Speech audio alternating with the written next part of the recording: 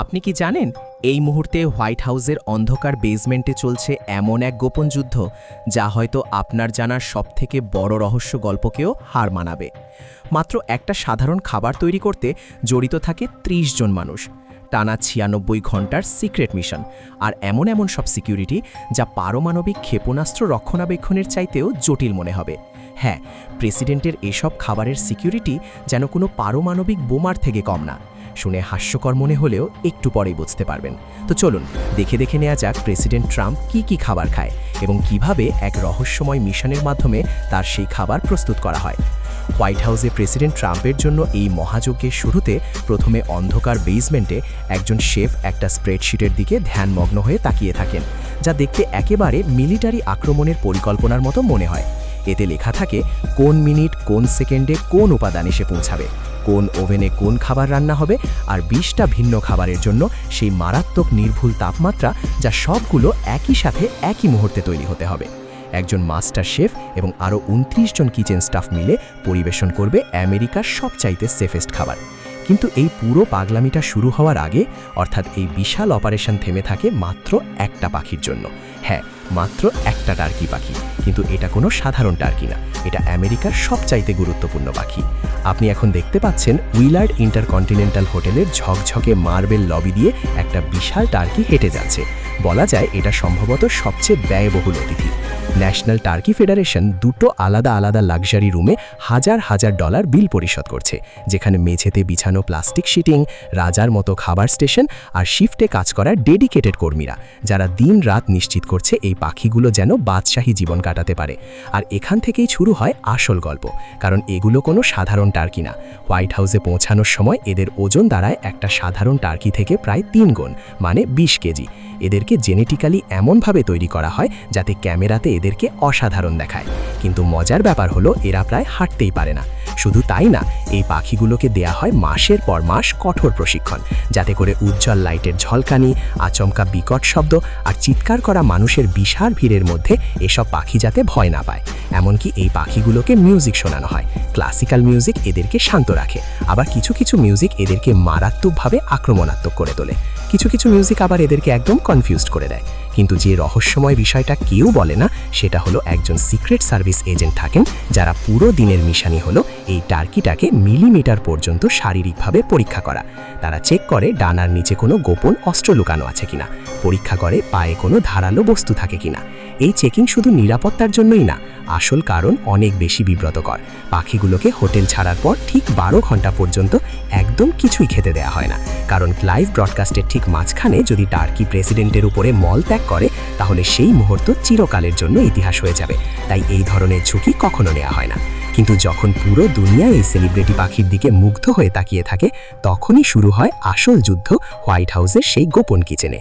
ভোর ৫টায় কিচেন রূপান্তরিত হয় যেন একটা হাইটেক ক্রাইম ল্যাব এবং মিলিটারি ওয়াররুমে। এখনও কোনো রান্নাই শুরু হয়নি, কেবল শুরু হয়েছে সিকিউরিটি চেক।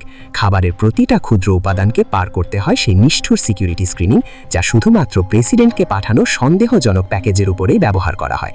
হ্যাঁ, প্রতিটা উপকরণ যেটা প্রেসিডেন্টের খাবারে ব্যবহার হবে, তার উৎস থেকে শুরু করে হোয়াইট হাউসের রান্নাঘরে প্রবেশ পর্যন্ত চলে কঠোর পরীক্ষা নিরীক্ষা। কোথা থেকে সবজি আসছে, কোন খামার থেকে মাংস আসছে, এসবের পুরো ইতিহাস খতিয়ে দেখা হয়, তবেই তা রান্নাঘরে ঢোকে। এমনকি যে ট্রাক চালক এগুলো নিয়ে আসেন, তারও পটভূমি তদন্ত করা হয়। কোনো সরবরাহকারী ট্রাক যখন পথে থাকে, তখন সেটা যদি পথে একটুও ভুল করে অনুমোদিত কোথাও থামে, তাহলে সেই চালান বাতিল। রান্নাঘরে ঢোকার সময় প্রতিটা প্যাকেটের বাহ্যিক অংশ পরীক্ষা করা হয়, যে কোনো চিহ্ন আছে কিনা যে মাঝপথে এটাকে খোলা হয়েছিল, সূক্ষ্ম ছিদ্র আছে কিনা বা পুনরায় সিল করা হয়েছে কিনা। তারপর সেগুলোকে মেটাল ডিটেক্টর দিয়ে চেক করা হয়। এরপর রাসায়নিক এবং জীবাণু শনাক্তকরণ পরীক্ষাও করা হয়, যেন কোনো বিষাক্ত পদার্থ বা ক্ষতিকারক জীবাণু না থাকে। প্রয়োজন হলে রেডিও অ্যাক্টিভ পদার্থের উপস্থিতিও পরীক্ষা করা হয়। সবশেষে তাপমাত্রা যাচাই করা হয়, যাতে নিশ্চিত হওয়া যায় যে সংরক্ষণের সময় কোনো উপকরণ নষ্ট হয়নি। এই পুরো প্রক্রিয়ার পরে কেবল সেই উপাদানগুলো হোয়াইট হাউসের নিজস্ব জীবাণুমুক্ত পাত্রে স্থানান্তরিত করা হয়।